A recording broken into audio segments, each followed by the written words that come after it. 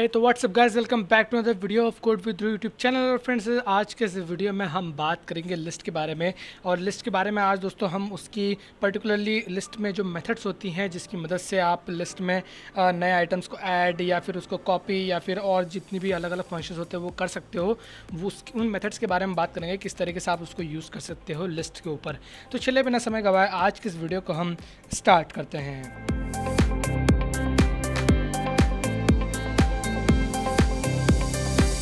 दोस्तों यार, यहाँ पर मैं पाइथन कोर्स में जाऊँगा, एक नई पाइथन की फाइल क्रिएट करूँगा 09_list FUNC लिस्ट फंक, मतलब लिस्ट के फंक्शंस।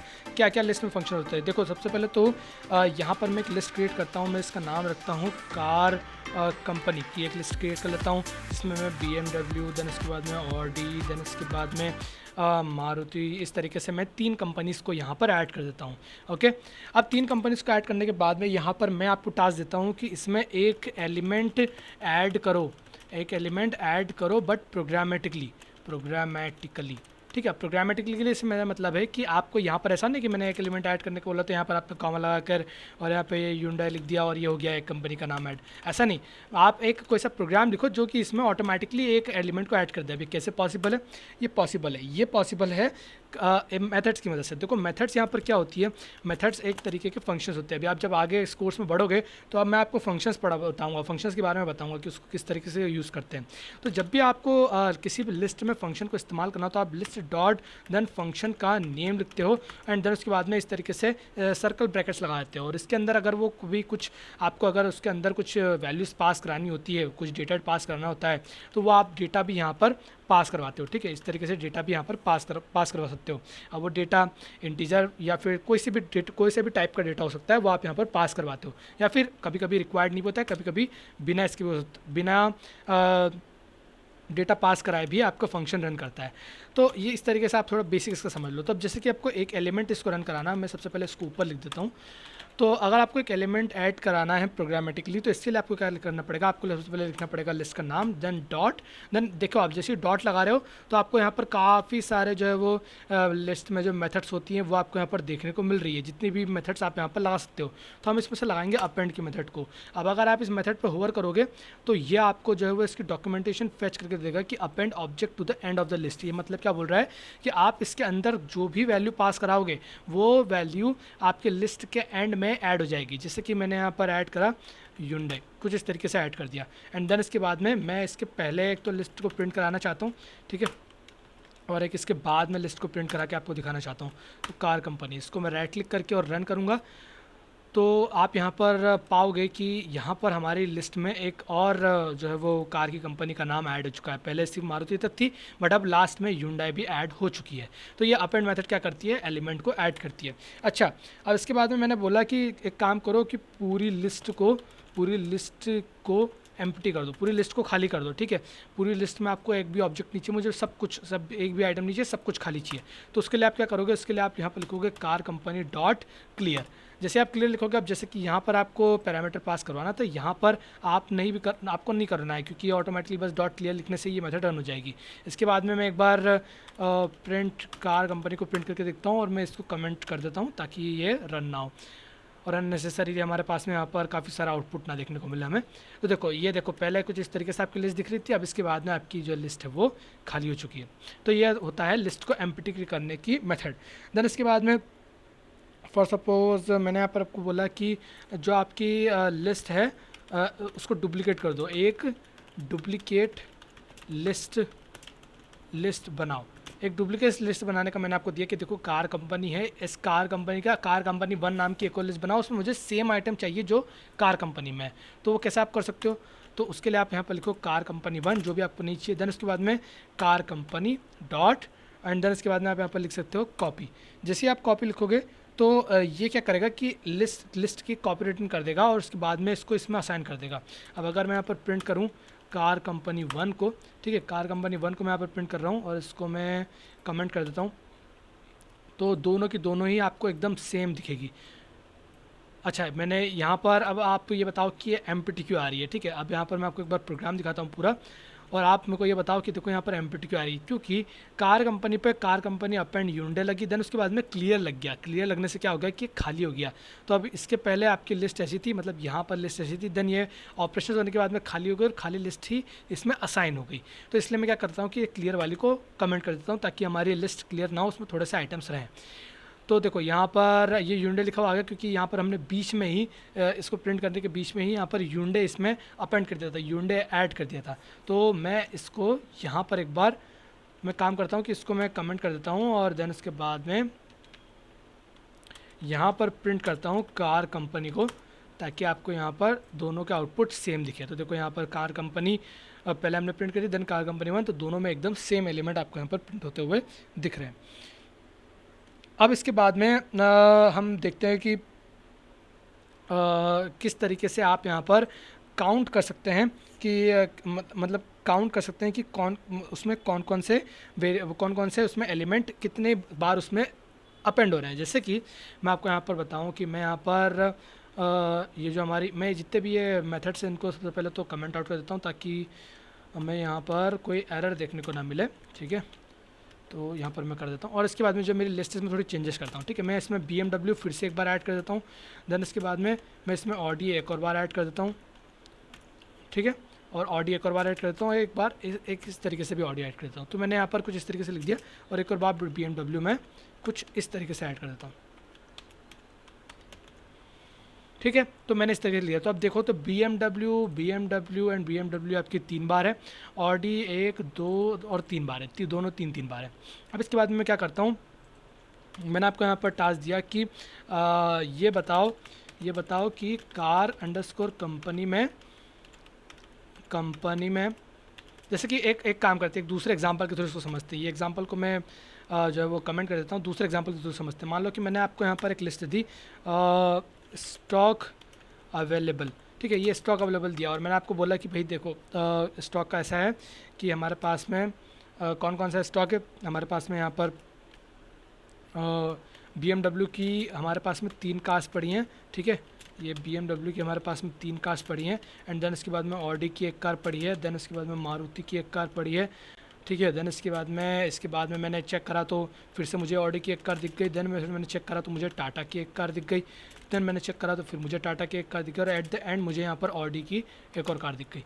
तो इस तरीके से मैंने यहाँ पर स्टॉक चेक करा और मैंने उसकी एक लिस्ट बना ली यहाँ पर। ठीक है, क्योंकि और मैंने इसके बाद में मैंने बोला कि देखो ये जो है वो लिस्ट बता रही है कि कौन कौन सी कार्स हमारे पास में मौजूद है। ओके, तो अब मैंने इसको बोला कि चलो अभी मेरे को बताओ कि इस लिस्ट में से बताओ कि कितनी BMW की कार्स हमारे पास में है। तो आप किस तरीके से करोगे, उसके लिए आप यहाँ पर क्या करोगे, उसके लिए आप यहाँ पर एक वेरिएबल बना लोगे BMW underscore car underscore count, जिसमें आप स्टोर कराओगे कि भाई BMW कितनी कार्स है। तो BMW कितनी बार यहाँ पर आपकी लिस्ट में आ रहा है उसको काउंट करने के लिए आप यहाँ पर सबसे पहले लिखिए लिस्ट का नाम, देन उसके बाद में लिखिए डॉट काउंट एंड देन उसके बाद में आप यहाँ पर लिखें जो भी आपको एलिमेंट को सर्च करना है कि भाई वो कितनी बार वहाँ पर अपेंड हो रहा है। तो मैंने यहाँ पर BMW को करा एंड देन उसके बाद में मैं यहाँ पर प्रिंट करता हूँ, देन उसके बाद में मैं यहाँ पर प्रिंट करूँगा BMW की कार का काउंट। अब मैं जैसे इसको राइट क्लिक करके रन करूँगा तो देखो ये यहाँ पर ये मुझे बता देगा कि कितनी बार यहाँ पर BMW की कार्स हमें पर आएगी। तो देखो इसने बोल दिया कि 3 बार BMW की कार्स यहाँ पर आ चुकी है। अच्छा, ये BMW की कार से एक बार मुझे मारुति की कार्स बताओ कि मेरे पास मारुति की कितनी कार्स हैं। इसको मैं रन करता हूँ तो देखो यहाँ पर बता रहा है कि आपके पास में मारुति की सिर्फ 1 ही कार है। अच्छा ठीक है, और कोई सी हम देखते हैं। अच्छा, टाटा की कार्स एक बार चेक कर लेते हैं कि टाटा की कार्स कितनी है हमारे पास में। तो यहाँ पर मैं इसको चेंज करके टाटा कर देता हूँ और इसको राइट क्लिक करके रन करता हूँ तो देख रहे हो बता रहा है कि टाटा की आपके पास में 2 कार्स है। तो ये डॉट काउंट क्या करता है कि डॉट काउंट आपके लिस्ट में जो भी एलिमेंट्स हैं वो कितनी बार रिपीट हो रहे हैं, कितनी बार उसमें हैं, वो आपको बताता है। अच्छा, मैं कभी ये BMW को कुछ इस तरीके से BMW लिखूँ और फिर एक बार यहाँ पर BMW चेक करूँ तो देखते क्या है हमें बताता है कि नहीं। इसको मैंने रन करके देखा तो जी नहीं, ये आपको नहीं बताएगा। ये आपको सिमिलर एकदम जो डिट्टो एलिमेंट है वही आपको निकाल के देगा। BMW ये भी है, BMW ये भी है, बट यहाँ पर डिफरेंस जो है वो केस का है, तो इसके कारण यहाँ पर आपको निकाल के नहीं देगा। सेम एकदम एलिमेंट होने चाहिए, जो एकदम सेम एलिमेंट रहेंगे इसके जैसे ही वो आपको यहाँ पर ये उसकी वैल्यू उसकी काउंट आपको ये करके देगा, ये वाला मेथड। ओके, तो ये हो गया हमारा काउंट। अब इसके बाद में हमारा आता है इंडेक्स कि भाई जैसे कि मैंने यहाँ पर एक काम करें, मैंने बोला कि चलो ये बताओ कि मारुति वाली कार कौन से इंडेक्स पे है, ठीक है, लिस्ट में, इस लिस्ट में कौन से इंडेक्स पे है। अब इंडेक्सिंग मैंने आपको बताई थी कैसे होती है इंडेक्सिंग, 0 1 2 3 इस तरीके से होती है। तो मैंने आपको एक टास्क दिया कि find the index of Maruti, Maruti का इंडेक्स मुझे बता दो। तो अब मैं कभी मान लो यहाँ पर लिखूँ तो उसके लिए मुझे यहाँ पर लिखना पड़ेगा प्रिंट। सबसे पहले मैं प्रिंट स्टेटमेंट एक बना लेता हूँ एंड देन उसके बाद मैं यहाँ पर लिखूँगा स्टॉक अवेलेबल डॉट इंडेक्स, और देन इसके बाद में मुझे किसका इंडेक्स चाहिए, मुझे मारुति का इंडेक्स चाहिए। तो मैंने यहाँ पर मारुति डाल दिया एंड देन मैं यहाँ पर इसको जैसे ही रन करूँगा तो मुझे बता रहा है कि चौथे इंडेक्स पे आपको मारुति मिल जाएगी। तो मैं यहाँ पर एक बार सर्च देखता हूँ कि भैया हमारा पाइथन हमको से बता रहा है कि नहीं। तो 0 1 2 3 4, जी हाँ बिल्कुल, इस चौथे इंडेक्स पे हमें मारुति यहाँ पर मिल गई है। अच्छा, एक बार हम यहाँ पर ऑडी को देखते हैं क्योंकि ऑडी यहाँ पर भी है, ऑडी यहाँ पर भी है, देखते हैं हमें ये कौन सा इंडेक्स बताता है। तो मैं यहाँ पर इसको चेंज करके एक बार ऑडी लिखता हूँ, राइट क्लिक करके इसको रन करता हूँ। तो यहाँ पर यह हमें तीसरा इंडेक्स बता रहा है। अच्छा, तीसरा इंडेक्स बता रहा है, एक बार देखते हैं। तो 0 1 2 3, तो इसने हमें कौन सा बताया, इसने जो भी पहले ये सर्च कर लेता है, जो भी, जैसे कि आपने यहाँ पर ऑडी डाला और ऑडी यहाँ पर पहले थर्ड इंडेक्स पे आ गया तो ये आपको थर्ड इंडेक्स मतलब 3 नंबर 3 जो है वो रिटर्न कर देगा। ओके, तो ये होता है आपका इंडेक्स। इसके बाद में होता है आपका होता है इंसर्ट, ठीक है, इंसर्ट मेथड। मैंने जैसे कि बोला कि देखो यहाँ पर अपने पास में कहाँ कौन कौन सी कार है, अपने पास BMW। मैं बोलता हूँ कि एक काम करो कि 0 1 और 2 इंडेक्स पे BMW है, 2 इंडेक्स पे तुम एक टाटा की कार रख दो, ठीक है, सेकंड इंडेक्स पे एक टाटा की कार रख दो। तो वो आप कैसे करोगे, क्योंकि आपका जो अपेंड है वो अपेंड तो आपको लास्ट में ऐड कर देता है। तो एक पर्टिकुलर इंडेक्स पर अगर आपको एलिमेंट को ऐड करना हो तो कैसे करोगे। तो मैं यहाँ पर आपको टास्क देता हूँ कि सेकंड इंडेक्स पर टाटा अरे की गाड़ी लगा दो। ये मैंने आपको टास्क दिया, तो कैसे करोगे उसके लिए आपको यहाँ पर लिखना पड़ेगा लिस्ट का नाम देन डॉट इंसर्ट। अब इंसर्ट लिखने के बाद में आपको यहाँ पर पास करना पड़ेगा सबसे पहले तो कि भाई आपको यहाँ पर कौन सा इंडेक्स पे जो है वो अपना एलिमेंट को ऐड करना है। तो जैसे कि सेकंड इंडेक्स पे देन क्या है वहाँ पर आपको ऐड करना है। तो जैसे कि मैंने यहाँ पर लिख दिया टाटा, ठीक है, ये मैंने जैसे ही करा और इसको अब मैं ये करने के बाद में एक बार इसको मैं कमेंट कर देता हूँ सबसे पहले तो, और इस BMW कार को भी कमेंट कर देता हूँ, और एक इस ऑपरेशन के पहले एक बार यहाँ पर रन करा के देखता हूँ, एक बार स्टॉक वाली लिस्ट को प्रिंट करा के देखता हूँ, और एक इस ऑपरेशन के होने के बाद में प्रिंट करा के देखता हूँ, चेंजेस देखते हैं कि हम क्या क्या होते हैं।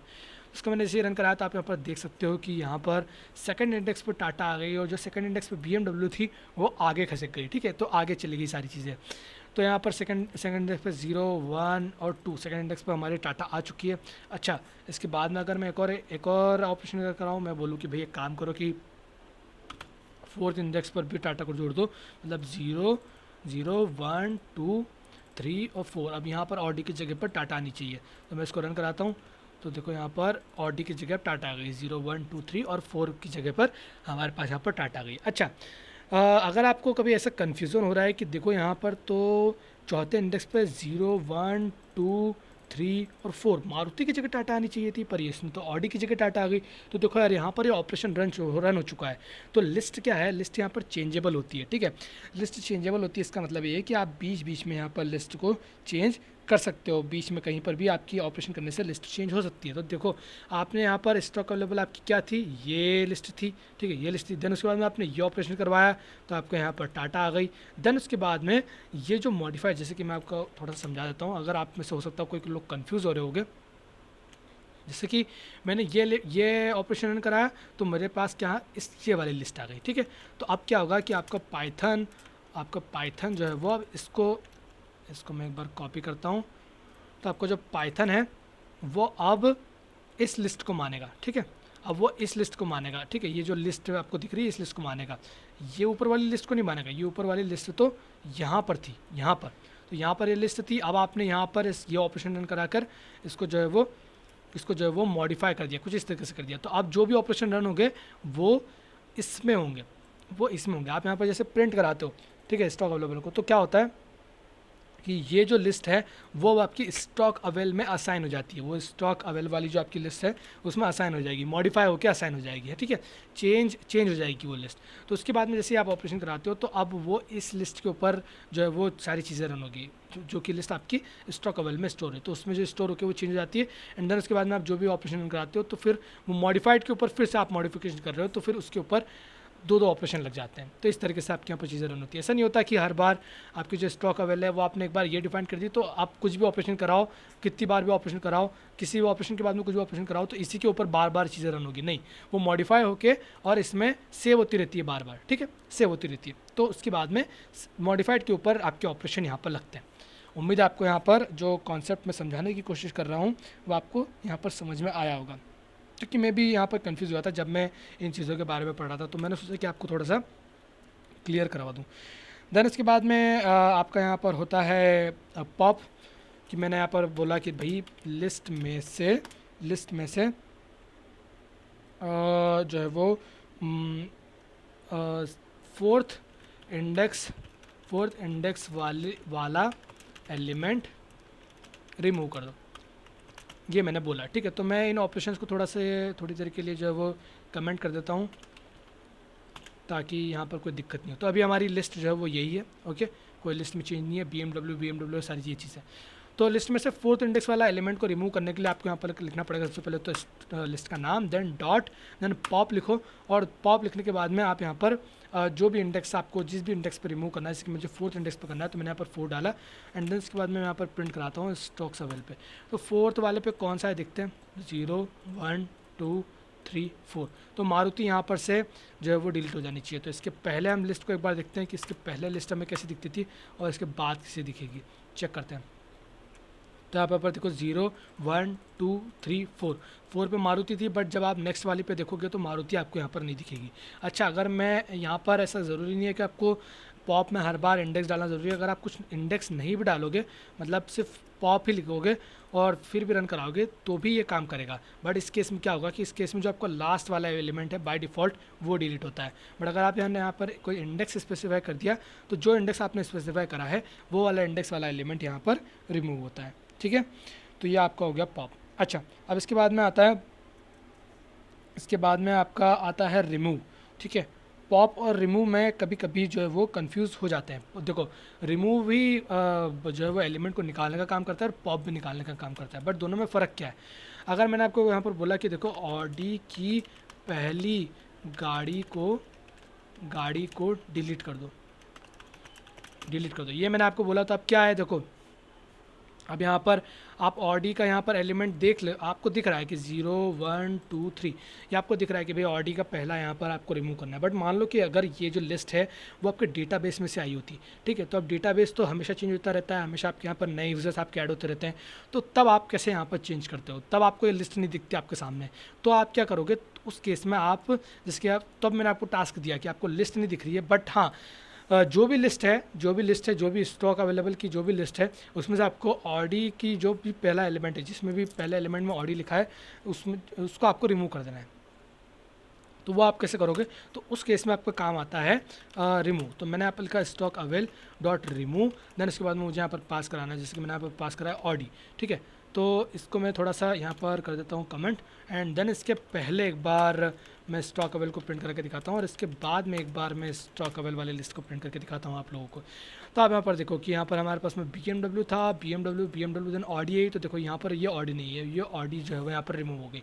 तो जो भी इसने ऑडी का जो भी पहला आपको इसको एलिमेंट मिला वो रिमूव हो गया, ठीक है। तो अभी आपको लिस्ट दिख रही है, बट कभी ये डेटाबेस से फैच होकर आती है या फिर आप कहीं और थर्ड पार्टी सोर्सेज लिस्ट को फैच करके लाते, तो उस केस में आपको यहाँ पर ये लिस्ट ना दिखती बाय चांस, ओके। तो उस केस में आप यहाँ पर रिमूव का इस्तेमाल करते हो, ठीक है। तो रिमूव जो है वो जो भी आप एलिमेंट उसके अंदर लिखोगे उसको रिमूव कर देगी, ठीक है। जो भी पहला मिलेगा उसको, उस नाम का एलिमेंट, उसको रिमूव कर देगी।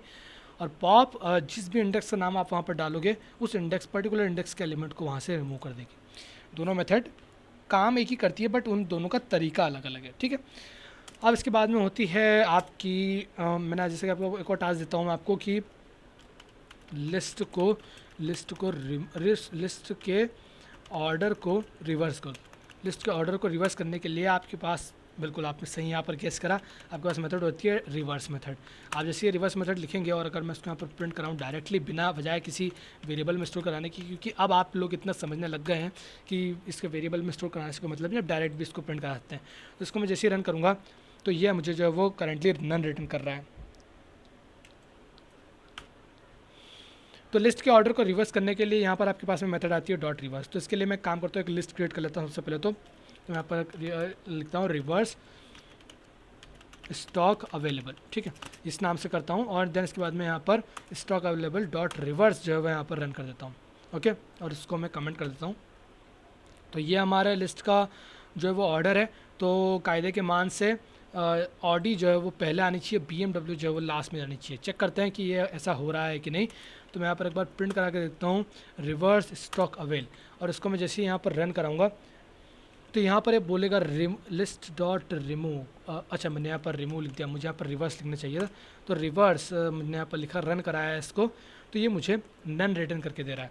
नन ये क्यों रिटर्न करके दे रहा है दोस्तों, क्योंकि यहाँ पर आपका जो ये रिवर्स जो मेथड है ये कुछ रिटर्न नहीं करता है। ये सिंपल क्या करता है, ये ऑपरेशन करके आपको दे देगा। ये ऑपरेशन करके आपको दे देगा, जैसे कि अगर मैं बस यहाँ पर इसको ना करा के और सिंपली इसको स्टॉक डॉट अवेल कराऊँ और सिर्फ स्टॉक अवेल यहाँ पर वापस रन करा दूँ तो अब ये काम करेगा। तो ये काम करेगा, देखो, तो इसने इसका ऑर्डर रिवर्स दिया। तो ये क्या करता है कि यह कुछ रिटर्न नहीं करेगा आपको कि आप इसको किसी वेरिएबल में स्टोर करा लो, कि आपको कुछ लिस्ट देगा और बोलेगा कि इसको रख लो, इसको सेव कर लो, ऐसा नहीं करेगा। ये सिंपली रिवर्स कर देगा। जैसे कि आपकी ये वाली मेथड कर रही थी, रिमूव कर रही थी, जैसे कि आपकी पॉप कर रही थी, वैसे ही सेम आपका रिवर्स भी होता है। ये आपके कॉपी जैसा नहीं है कि आपको ये रिटर्न कुछ कर देगा, उसकी लिस्ट की कॉपी रिटर्न करके दे देगा और उसको किसी भी आप वेरिएबल में स्टोर करा दो। ये सिंपली एक ऑपरेशन है जिसको आप रन कर सकते हो। तो इसने जो वो हमारी लिस्ट को जो है वो रिवर्स करके हमें दे दिया।